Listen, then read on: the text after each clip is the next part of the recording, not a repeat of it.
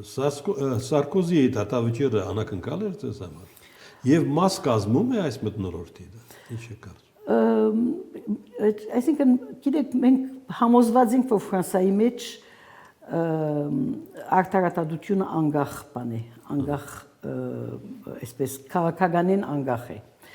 Բայց անշուշտ որ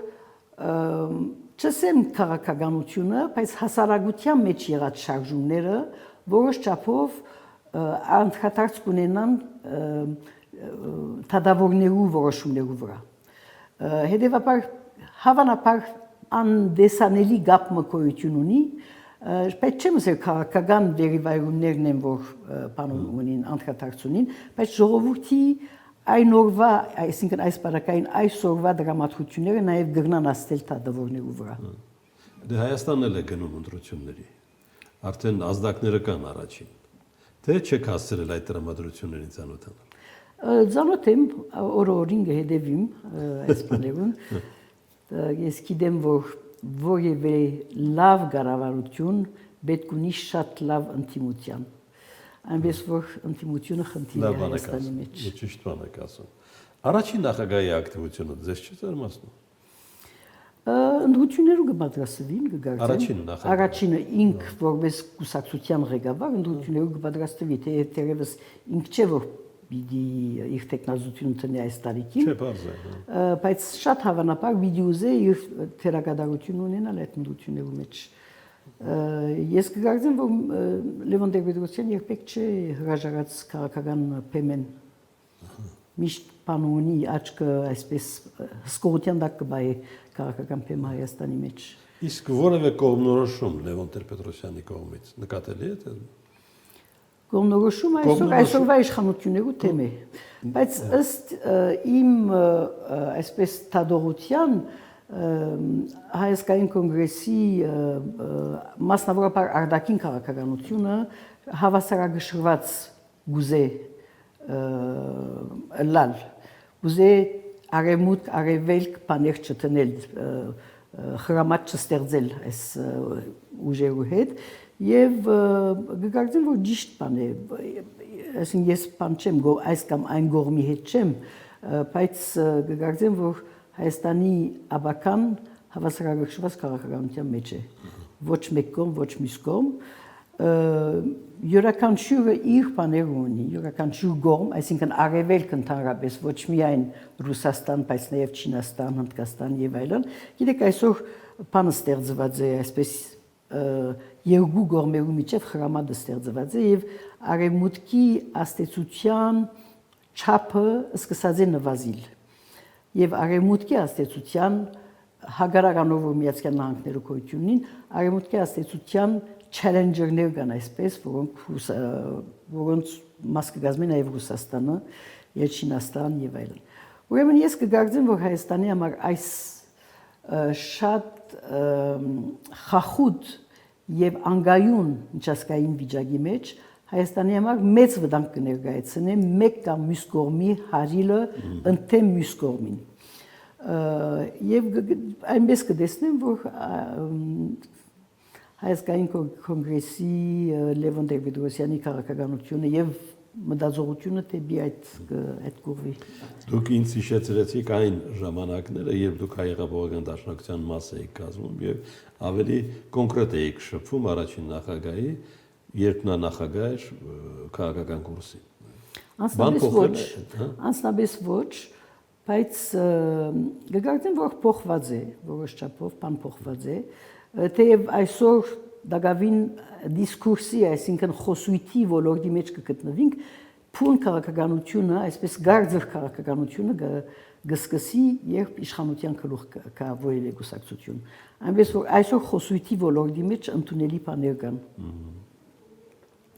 Արևմուտքը պասիվացրել է իր դիրքերը, ասում եք, հա, մեր տարածաշրջանում։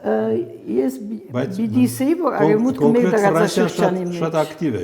Հայաստանում։ Նայեցեք, Ֆրանսիան գտնա շատ ակտիվ շարունակել լալ, բայց ըստ իս Արևմուտքը երբեք այս տարածաշրջանով չի հետաքրքրված։ Եթե երթակ եւ եվրոպական հանձնաժողովի միջանցներու մեջ խոսիկ բաժիններու ղեկավարներու բաներու հետ մեզի գսեն որ Հայաստանի մեջ մեծ հույսեր թող չի գաբեն անվտանգության խնդիրներու համար արևմուտքի հետ ուրեմն սա չի նշանակի որ արևմուտքին պետք է գռնակ դարձնել եւ արևմուտքը հրաժարել արևմուտքի հետ հարաբերություններեն բայց հավասարակշռված հարաբերությունները թե շատ դժվար է այսօր, որովհետև արևմուտք եւ արևելք բախումներու բանի մեջ կգտնվենք, ժամանակաշրջանի մեջ կգտնվենք, շատ դժվար է, բայց պետք է հաջողել այդ քաղաքականությունը, հավասարակշռված քաղաքականությունը։ Տիկին Իլդար, շատ էական է, մենք հայկական ընտրություններին կգնանք Ադրբեջանի հետ խաղաղության պայմանագրով, թե առանց այդ պայմանագրի։ Ես կգործեմ, որ ոչ, բայց կհուսամ որ կսխալիմ։ Կգործեմ, որ ոչ, որովհետև նախ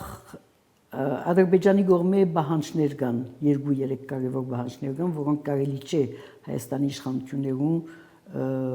իրակորձել ընտրություններեն առաջ։ Սահմանադրական փոփոխությունը օրինակի համար, սահմանադրական փոփոխությունը կգործեմ, որ հնարավոր չէ ընտրություններեն առաջ չներ, բացի եթե այսպես ընտրությունները հարաճանան, այսինքն թվականը հարաճացնեն։ Քիչ հավանական է։ Հետևաբար կգործեմ, որ ընտրություններն վերջ է, որ իսկական խոսակցությունները պիտի սկսին եւ կգործեմ, որ թե Թուրքիա եւ թե Ադրբեջան մեծ բաներ ունին, կասկածներ ունին, որ այս իշխանությունը չվերընտրվի, այսինքն ոչ թե կասկածներ ունին, կվախնան, որ եթե այս իշխանությունները չվերընտրվին, իրենց պահանջները կատարողները պիտի հեռանան։ Այնպես որ կասկած ունեն, որ մեկ այլ իշխանություն այդ պահանջների հետ հաշվի չի նստի։ Չեմ ասել, որ կորսնական կասկածներ են, բայց կգործեմ, որ կվախնան, որ ուրիշ իշխանություն կա եւ այս բոլոր համաձայնության այս բոլոր փաթեթը իդ խնդրողը կդարձնի եւ դարբեր բաներու վրա հիմերու վրա տրվին խոսակցությունները, բանակցությունները։ Տիկին Իլդար, 4-րդ հանրապետություն հռչակելը ինչ է փոխում մեր քաղաքական կենսագրությունում երկը։ Շատ անորոշ մեկ բան կտեսնեմ ես այդ հայտարարություններու մեջ 4-րդ հանրապետություն եթե այս իրական Հայաստանի ճագերդի մեջ առնված կոնցեպտն է, որ գուզեն 4-րդ հանրապետության բանանել, այդ իրական Հայաստանի եւ ադոր հարագից բոլոր այս բանը փաթեթը շատ անորոշ մեկ բան է, շատ մագերեսային մեկ մտածողություն է, գվախնամ, որ այդ մագերեսային մտածողությամբ առաջնորդվին եւ ժողովրդի այսպես ինչպես ասեմ խորունկ իղծերուն հետ անհամապատասխան մեկ բան ստեղծվի։ Հարաբերություններու բանը փոփոխությունը մեգեն երկրորդ երրորդ հարաբերության փոփոխությունը աշխարհակաղակական բաներով պայմանավորվին։ Աշխարհակաղակական այսպես շարժումներով եւ կողմնացներով կպայմանավորվին։ Հիմա այդ իրադրությունը չէ։ Այսօր չէ, պատրաստ չենք ամենատեղս, որովհետեւ աշխարհակաղակական փոփոխությունները այսօր դակավին փոփոխության նոր բաներու մեջ պիտի գտնվին, նոր փուլերու մեջ պիտի գտնվին եւ գարձեմ որ շատ կանխահաս մեկ կանխահաս եւ իդիսեի բավական մագերեսային եւ բարձունակ մեկ հասկացողություն է այս բանը, այս 4-րդ հանրապետության եւ նաեւ իսկական իրական Հայաստանի այդ կարոշչական բնույթով մեկ բան է։ Այսքանը շնորհակալություն որ եկաք։ Շնորհակալություն ձեզ։ Հիլդա Չոբոյան, Կովկաս կենտրոնի նախագահ